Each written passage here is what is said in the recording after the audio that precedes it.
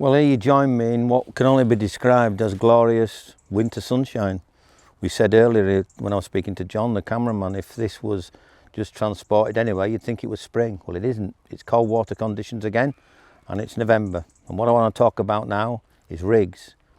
Now, rigs are really important in the winter because the fish are less mobile, so their feeding patterns are different. And a lot of the time, the feeding action is simply bend down, pick up the bait, right itself. And you need a hook that's going to hook them in that situation. And this is something that I came up with and I bastardized and I used on a development front. And I want to quickly take you through the development stages of it so you see how my mind works and how your mind should work when you're looking for that extra bite.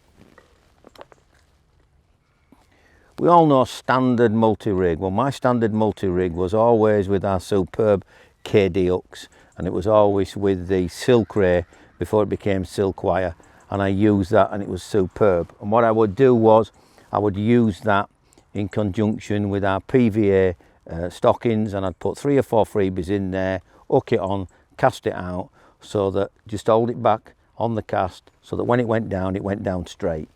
That was where my mind was in relation to what I thought would give us bites. However, what I want to try and tell you is that carp are actually in an aquatic environment, but when they shut their mouth, there is no water in its mouth. So here it is now, and it's feeding in a balanced, pressurized vessel of water, and yet when it closes its mouth, there's no water in there. So what I thought is, our pop-ups and our wafters, when they go in the carp's mouth and it actually closes its lip, if we can have something that drops the hook down, then we're going to obviously hook it better and, more importantly, quicker. Now, there are certain shots and beads and additives that you can put on the hook, but I've always been wary of that because unless you use an outlandishly large hook, are you not running the risk of that bead attached to the hook, making it more difficult for the actual point to stick in and do the job, so it's going past the barb.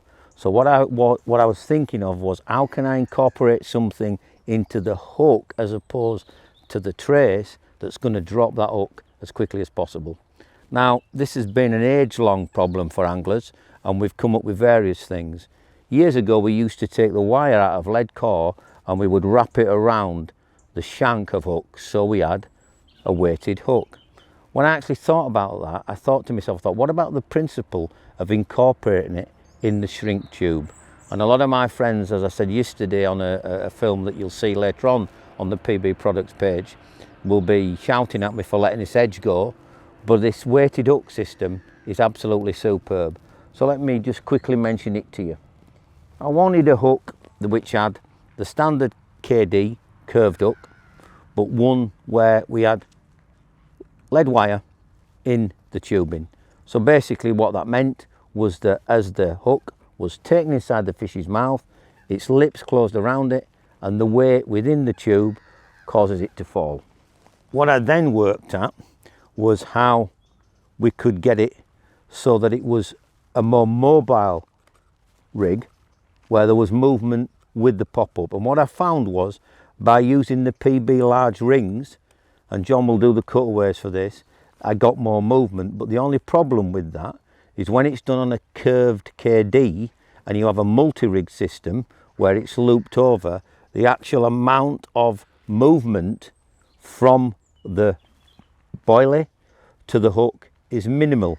So I thought to myself, I don't want that. I want still the separation, which is boilie goes to the left, hook goes to the right, and it drops down. So what I eventually worked at, and again John will do the cutaways, what I eventually came up with was the old system of having a conventional rig, not a multi-rig, but a conventional rig where part of the jelly wire stripped back braid was incorporated as the hair. So you can see quite clearly there what a fantastic hook arrangement it is. Aggressive curve, you've got 1.5 inches of movement between the boilie and the hook to cause a separation, but more importantly, from the eye of the hook to the end of the rig tubing, you've got the weighted lead inside the shrink tubing, which causes it to drop. And I can clearly show you the two leads that I use. One is a simple soldering lead wire.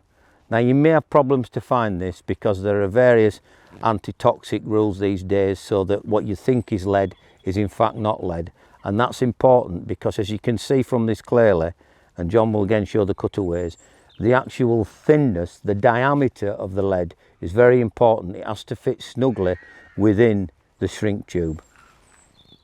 Also, conventional shot such as these number ones are important as well, because dependent upon the buoyancy of your pop-up or the buoyancy of your wafter, and yes, there is buoyancy in wafters, you can add or take away the amount of shot that you need with this.